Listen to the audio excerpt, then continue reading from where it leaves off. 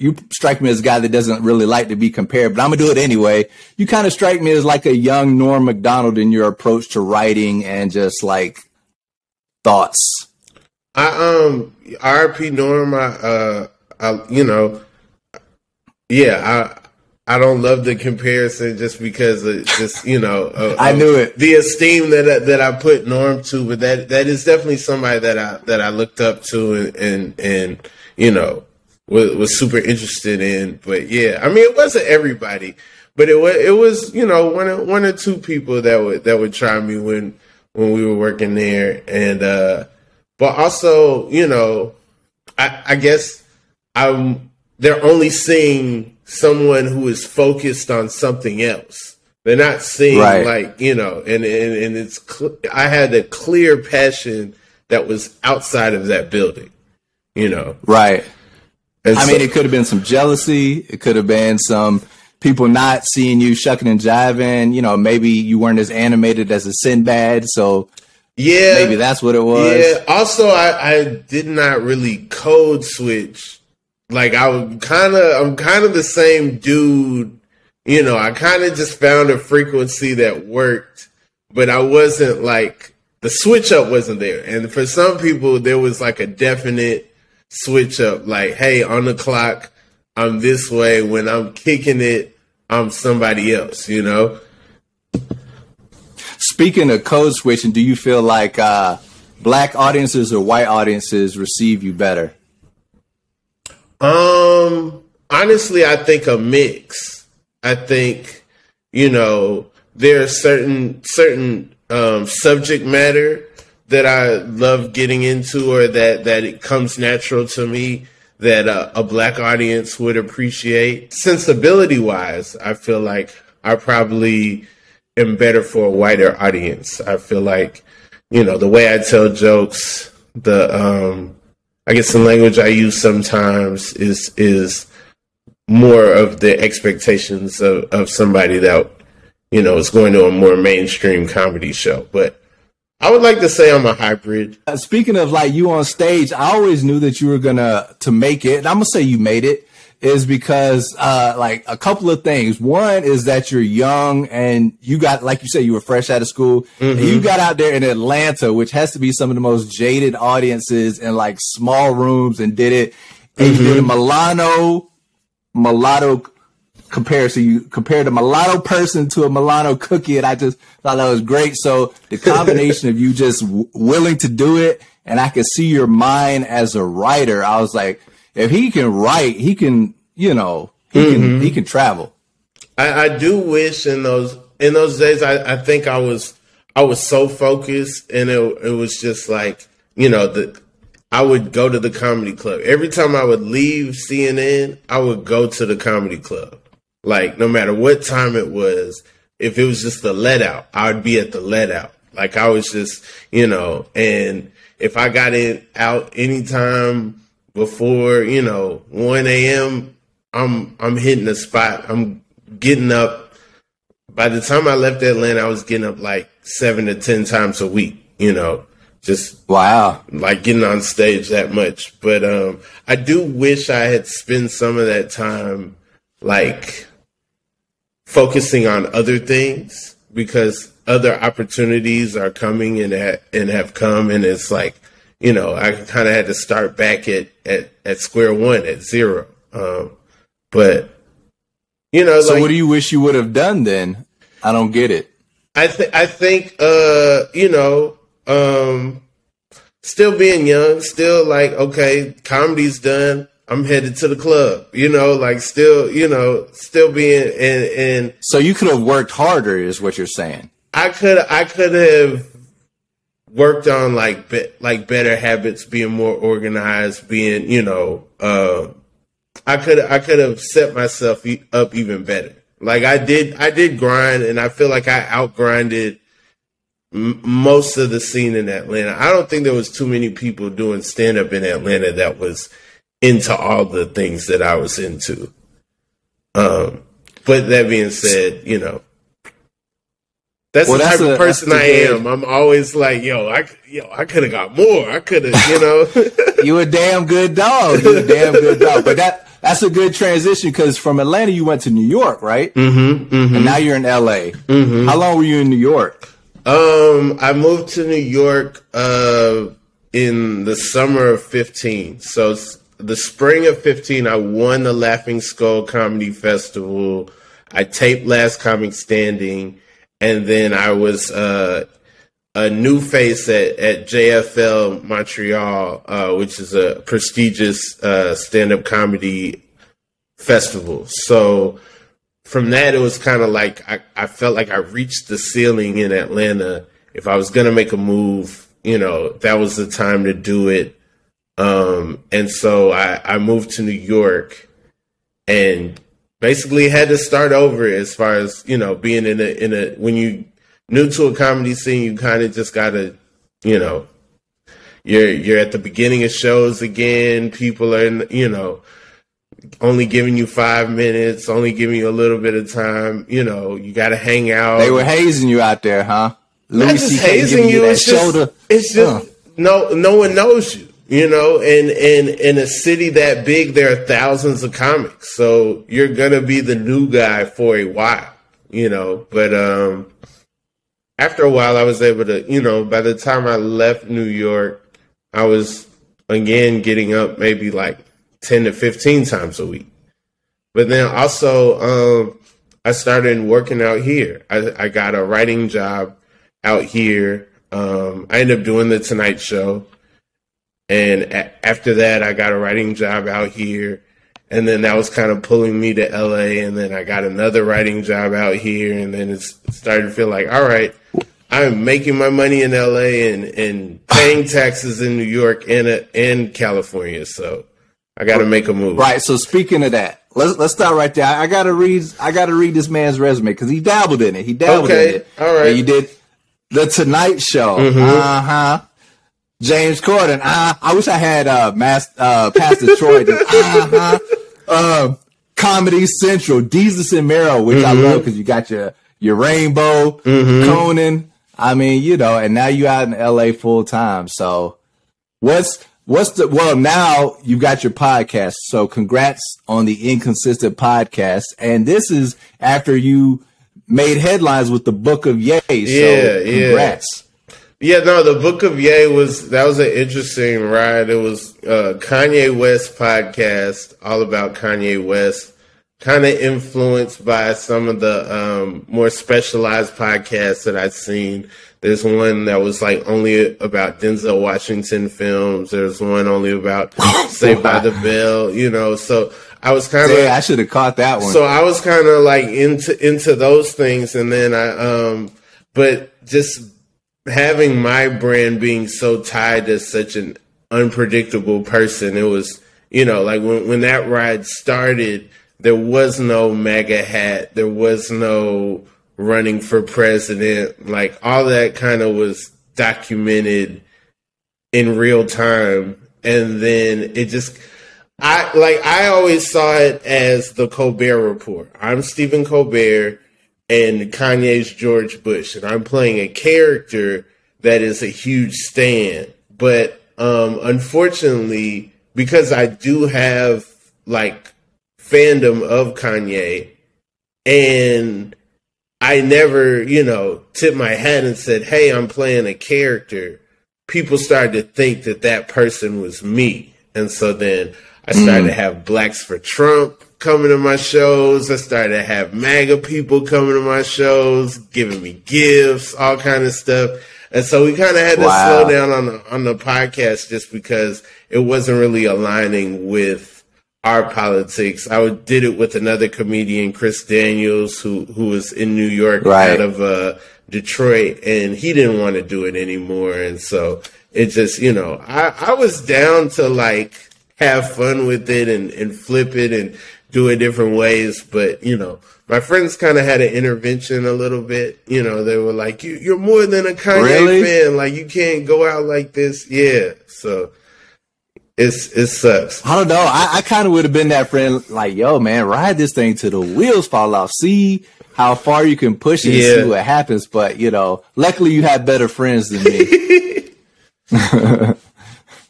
But no, talk about the Inconsistent podcast because you're talking to other comedians and they are not allowed to use Google. That's the rule. Oh, wow. Sorry. Oh, wow. Okay. Spoiler alert. Yeah, no.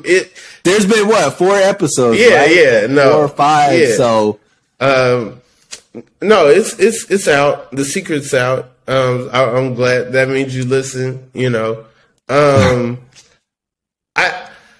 have a pet peeve. People always Google stuff. I have so much random information that I spout out in a conversation, super referential. And so, yeah, there's always a moment where somebody's skeptical and then they're like, let me go Google that. And when it happens over and over and over again, it gets on my nerves. So I just created a world where you can't do that. And I feel like it lends it up for fun improv.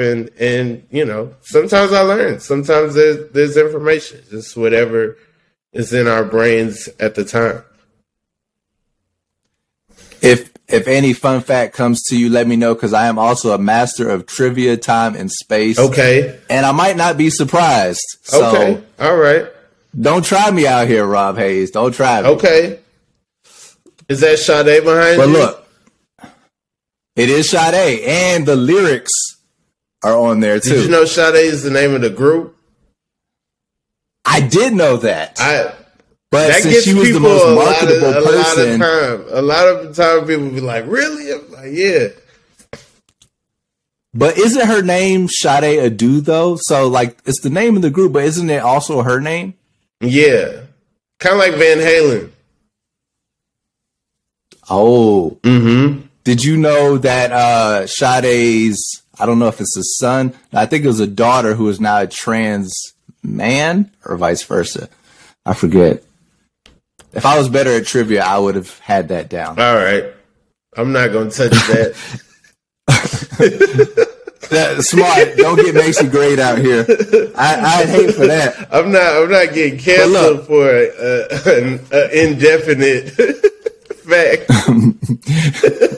All right, well, speaking of ladies, transition. What about you're out in LA. Mm-hmm. Do you have a lady now? I do have a lady. Someone special? Yeah, I do have a lady. Ooh. How long? 4 years, but 1 year in person. It's been long distance. What? A long time. Oh, you had one of them, my girlfriend's in Canada relationships. Yeah. My girlfriend doesn't go to this school. Yeah, for sure. Where's she from then? How did it start? She's from originally New York, but she lived in Atlanta when we met, and so I was in New York, but my family was in Atlanta. My father was ill, and I was coming back and forth to Atlanta a lot, and just kind of sparked a whole relationship, and then she moved out here a year ago. Well, congrats, brother. Are you looking for a family? Because you don't strike me as someone who's willing to set up the dad and the nuclear family yet. You don't. I feel like it will happen eventually. I think it's soon. You know, it's coming. Wow! Breaking news on the Unmitigated I don't know about Gall breaking news podcast. Wow. No, that's good. That's dope. Mm-hmm. I'm happy for you. Wow. Cause you know, in my mind, you always struck me as so driven, and you're always kind of weighing the pros and cons of your time and how much is spent, the cost efficiency of things. So are you worried about that taking away from your product? No, I'm not. I'm not worried about that at all. Just, I think it's the natural progression. You know, it's like, I know other people who got families, and it's, you know, reflected in their material. And I mean, I don't know. For the longest, I was holding on to when Chris Rock talked about when he married Malak. It made him the most focused he's ever been in his life. But now, you know, he's a divorced man. Yeah, you can't really use him as an example at this point. I was like, dang, of all the comedians, like, wow. Well, but he's got a new lady, according to the Daily Mail. So Good for him. Not gonna get on here and gossip about Chris Rock, you know. Don't do that, man. You're off to such a great start. I hate for now, but all right. One other comedian, since this wouldn't be a news and pop culture podcast if I didn't ask you at least about a couple current events. I know that's your pet peeve from watching the Inconsistent podcast, but what is your take on Chappelle's latest stand-ups, or his, I guess the Netflix bundle is what I would think, because my take is that I don't like when he's gotten so preachy, and I feel like the gig is to tell jokes. Yeah. And although I hold Chappelle to this high esteem, it's like, you know, when I go to a restaurant, I want the food. Yeah. I mean, I think for all of us, we've only seen certain paths. And I think when, you know, he's the youngest of the people in his class who've had his access, who've had his abilities. And so, you know, he's the youngest Mark Twain Award winner, you know, and so now he's kind of in uncharted territory. And also it's just, you know, part of the gig is being a rule breaker. Now, I think that there's a bit of an obsession as far as the like one particular subject matter, you know, because it keeps coming up. And right. I also feel like, you know, it's like this. If you break it down joke by joke by joke, he shoots at everyone in the closer. Everyone's, you know, and right. Also he does it in a way where he's like, you know, he makes you laugh at something that is very similar to the thing that pushes a button that offends you. And on paper, right, it's like equal. It's equality, right? But unfortunately, we don't live in an equal world. So there are people who are being murdered and being, you know, live in a dangerous world just for being themselves and expressing themselves. And that's not taken into consideration. So I feel like how future generations look at this special will really be determined on the world they live in. You know, if they live in a world with equality and they don't even remember when there were violence against certain communities and blah, blah, blah, blah, blah, they'll be like, what's the big deal? Right. You know? But if they live in a world that's similar to where we live now, then it's going to look like this is what people used to think was funny. This is, you know. Right. Well, I think actually my perception is that his big adversary is cancel culture, right? And when he told the joke about the trans community, that's when the most, I guess, push came to him to be canceled. So in his opposition to cancel culture, it became a war against this one joke that he really couldn't just get off and move on. So I don't know. I mean, I think I admire him for having the gusto to go for it and stand on his word. But again, I just want to laugh, you know? So, you know, I hope we get to more of that. But shout out to you for actually giving me a stance. I thought you was going to matador my ass. No, I mean, I just call it like I see it. I mean, also, you know, those people, they aren't calling. So I'm not really worried. You know, I'm not losing anything. I don't have any flights booked to Ohio. So, you know. But you could though. Especially like when I clip this and be like, Rob Haze goes to Dave Chappelle. I'm not going at him. I mean, I feel like my stance isn't, you know, anything to write about. Nah, you're you're actually being kind of supportive of him as a writer and an artist, which, you know, I appreciate that. I feel like the whole thing is overblown.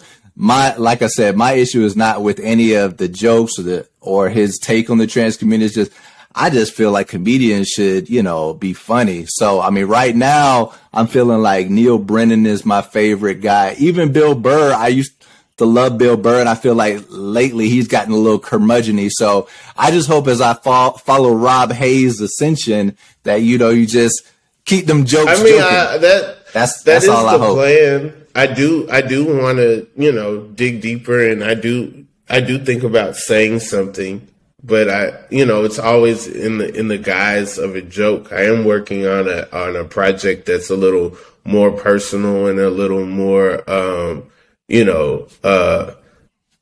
just beyond just the random joke bag that I guess people are used to from me. But I kind of think of it as me being having a more focused like body of work. Like, this is about this versus it being, I don't think there's any part where I'm like standing on a platform and just saying this is what I think. But I think the people who are the illest are able to do both.